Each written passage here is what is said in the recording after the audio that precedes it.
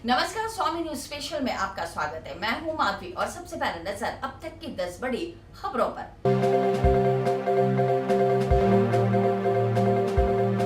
पंचायती राज चुनाव 2020 के चौथे चरण के मतदान आज समाप्त हो गए, जिसमें कांग्रेस और भारतीय जनता पार्टी के पदाधिकारियों ने अपने अपने जीत के दावे किए हैं। वहीं जिला परिषद सदस्यों के मतों की गणना राजकीय पॉलिटेक्निक कॉलेज में 8 दिसंबर को होगी। आज पंचायती राज चुनाव का अंतिम चरण है और अंतिम चरण के अंदर सभी मतदाता भारतीय जनता पार्टी के पक्ष में भारी मतदान कर रहे हैं और राजस्थान की जनता कांग्रेस के कुशासन से, बढ़ती बिजली की दरों से और कोरोना के कुप्रबंधन से बहुत दुखी है, हताश है। युवाओं के रोजगार छिन गए, उद्योग धंधे चौपट हो गए, लेकिन राजस्थान की जनता की भलाई के लिए कांग्रेस सरकार कुछ भी नहीं कर पाई। जनता में भारी आक्रोश है और निश्चित रूप से 8 तारीख को रिजल्ट आएगा तो राजस्थान के इतिहास के अंदर चौंकाने वाले रिजल्ट होंगे। सभी जिला प्रमुख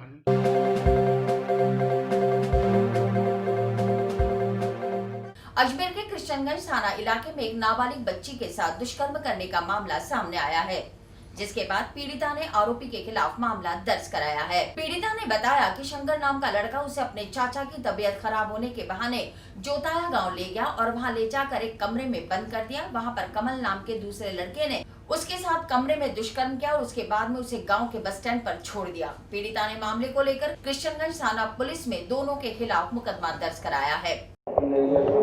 सत्तू नाम का लड़का था, उसने ऐसे बोला कि तेरे चाचा की तबीयत ज़्यादा ख़राब हो रही है, इसलिए मैं उसके साथ चली गई और फिर उसने ले जाकर जोताया बस स्टैंड छोड़ दिया।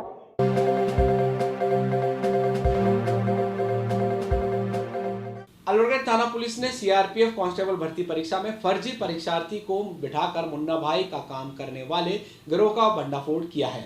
साथ ही इस मामले में पुलिस ने एक आरोपी को आज गिरफ्तार कर लिया। अलवरगढ़ थाना अधिकारी सुनीता गुर्जर ने बताया कि 20 जनवरी 2020 को सीआरपीएफ कांस्टेबल भर्ती की परीक्षा थी, जिसमें परीक्षार्थी राकेश गुर्जर की जगह किसी दूसरे ने लिखित परीक्षा दी थी, लेकिन फिजिकल टेस्ट में खुद राकेश गुर्जर पहुंचा, जहां पर उसका बायोमेट्रिक मैच नहीं खाया। मामले में सीआरपीएफ अधिकारियों को शंका जाहिर हुई और उन्होंने अलवरगढ़ थाना पुलिस में इसके खिलाफ मामला दर्ज करवाया।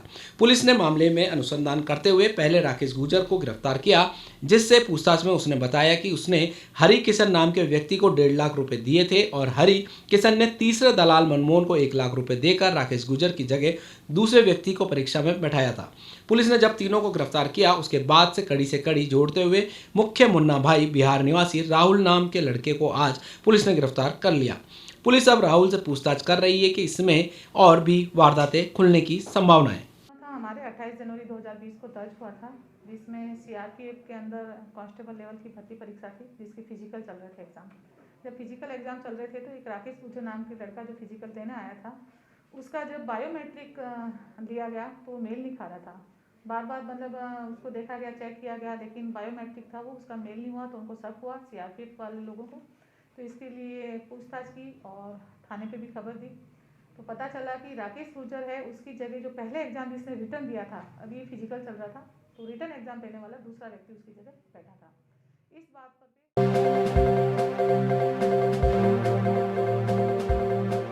अलवरगढ़ थाना पुलिस ने अवैध शराब के खिलाफ कार्रवाई करते हुए एक व्यक्ति को गिरफ्तार कर उसके कब्जे से 226 अवैध शराब के पौवे बरामद किए हैं। थानाधिकारी सुनीता गुर्जर ने बताया कि पुलिस को जानकारी मिली कि गुजरधरती इलाके में हुकुम सिंह नाम का व्यक्ति अवैध रूप से शराब बेच रहा है, जिस पर पुलिस ने मौके पर जाकर उसके मकान में दबिश दी। तलाशी लेने पर 226 पौवे अवैध शराब के मिले, जिस पर उन्हें जब्त कर आरोपी हुकुम सिंह को गिरफ्तार कर लिया। फिलहाल पुलिस आरोपी हुकुम सिंह से पूछताछ कर रही है। अलवरगढ़ थाना के हेड कांस्टेबल है प्रभुदयाल जी, उन्होंने कल नॉन करंट के हत्या में कार्रवाई करते हुए 226 पौवे दारू के बरामद किए हैं। जो है इसमें जो मुलजिम है हुकुम सिंह सन ऑफ नारायण सिंह, जाति कोली, उम्र 60 साल है लगभग, और ये नॉन करंट के हत्या में रहने वाला है। पहले भी ये दारू के मुकदमे में पीटा एक्ट की कार्रवाई में बंद हो चुका है और ये अक्सर मतलब बदमाश किस्म का व्यक्ति है जो इस तरह की दारू वगैरह बेचने के गलत काम वगैरह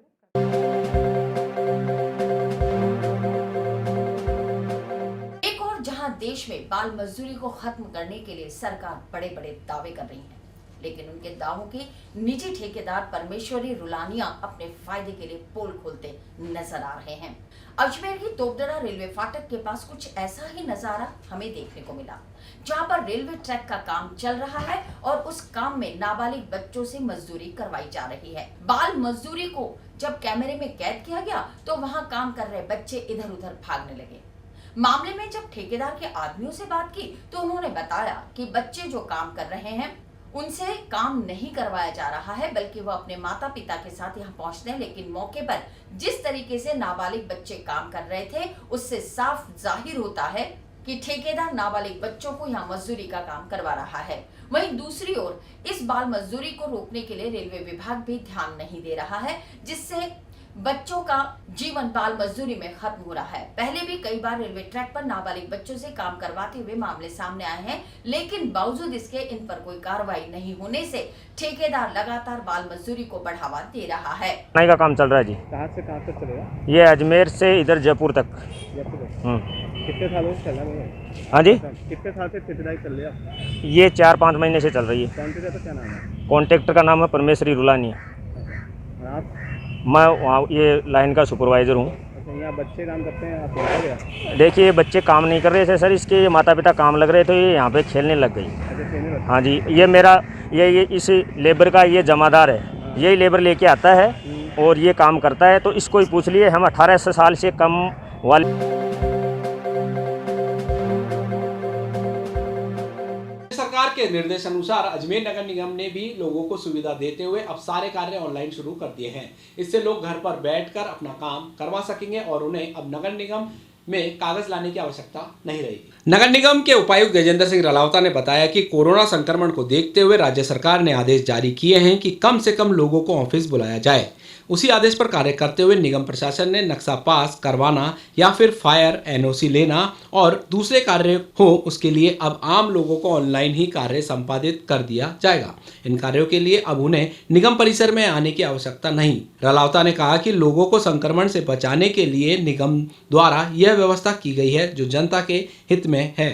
नगर निगम के द्वारा जो राज्य सरकार के निर्देश प्राप्त हुए हैं और राजस्थान सरकार ने भी इस कोविड को जो देखते हुए, कोविड जो 19 है इसका जो प्रकोप देखते हुए उनके भी ये प्रयास रहे कि आम आदमी ऑफिस में कम से कम आए और उनका काम घर बैठ कर के ही ऑनलाइन सबका काम उनका संधारित हो जाए। तो इसी के तहत राज्य सरकार के निर्देशानुसार नगर निगम अजमेर में भी अब हमने करीब 5 ऐसी जो हमारे हैं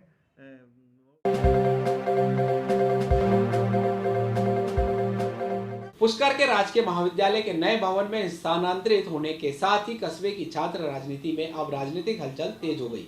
हर दिन छात्र संगठनों से जुड़े छात्र नेता नवनियुक्त प्राचार्य मंजुला मिश्रा का स्वागत करने महाविद्यालय पहुंचे। शनिवार को छात्र नेता लेखराज सिंह रावत के नेतृत्व में महाविद्यालय के छात्रों ने प्राचार्य मंजुला मिश्रा का स्वागत किया। इस दौरान लेखराज सिंह रावत, भूपेंद्र गौरव कुमावत, तुषार पारासर, शुभम पारासर, शेष करण दगदी, महेंद्र सिंह खंगारोत, अमित दगदी, बंसत वर्मा आदि कार्यकर्ता उपस्थित थे। छात्र नेता लेखराज सिंह रावत ने बताया कि महाविद्यालय प्राचार्य को हर संभव सहयोग का भरोसा उन्हें दिलाया गया। वहीं दूसरी ओर महाविद्यालय प्राचार्य मंजुला मिश्रा ने कॉलेज में व्याप्त समस्याओं पर चर्चा करते हुए जल्द ही उनके निस्तारण की बात कही। गौरतलब है कि इससे पूर्व कई छात्र नेताओं ने नवनियुक्त प्राचार्य का स्वागत किया था। छात्र नेताओं की इस पूरी कवायद को आगामी छात्र संघ चुनाव से जोड़कर देखा जा रहा है, जहां अलग अलग छात्र संगठनों ने जुड़े कार्यकर्ता महाविद्यालय और छात्रों के बीच अपनी पैठ बनाने की कवायद में जुट गए हैं। मैंने अभी यहाँ पदोन्नति के बाद ज्वाइन किया है और 7 नवंबर से ज्वाइन किया। उसके बाद दिवाली की छुट्टी हो गई थी। आने के बाद में जो पुराना भवन था किराए के उस पर चल रहा था, वहाँ से यहाँ पर हम लोगों ने शिफ्ट किया है। अभी 1 तारीख को ही हम यहाँ पर पूरी तरीके से शिफ्ट हुए हैं। धीरे धीरे इस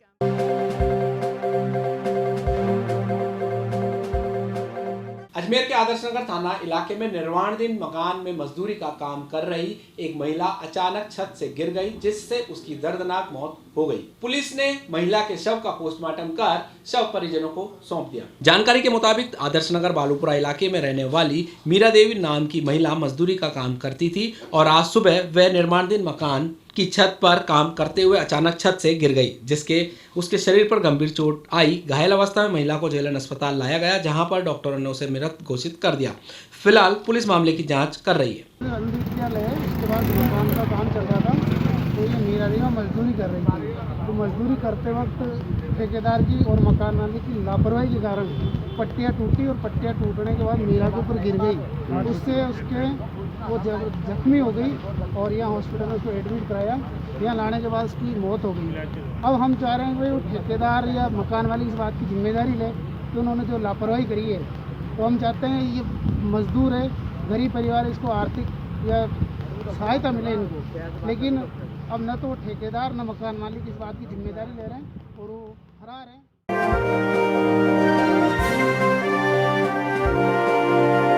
डोम्स कंपाउंड में 7 वर्ष बाद बनाई गई डामर की रोड का पूर्व विधायक गोपाल बाहेती और पूर्व पार्षद के द्वारा लोकार्पण किया गया। इस मौके पर स्थानीय लोग भी मौजूद थे। पूर्व पार्षद नौरत गुजर ने बताया कि 15 लाख रुपए की लागत से सड़क निर्माण कार्य किया गया है। काफ़ी लंबे समय से यह डोम्स कंपाउंड हमारे वार्ड क्षेत्र में यहाँ पे सड़क की बहुत समस्या थी। सम्मानीय डॉक्टर श्री गोपाल बाहेती जी जो पूर्व विधायक है, आज इन्होंने यहाँ पर इस जो नई सड़क बनी है इसका लोकार्पण किया है। करीब 15 लाख रुपए की लागत से पूरे डोम्स कंपाउंड में हमने सड़कों का निर्माण किया है।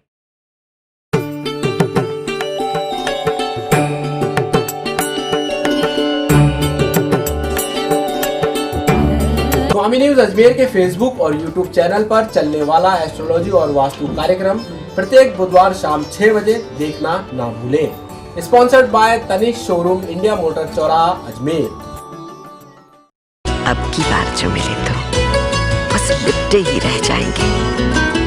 एक जो हुए हम तो क्या ना कर जाएंगे।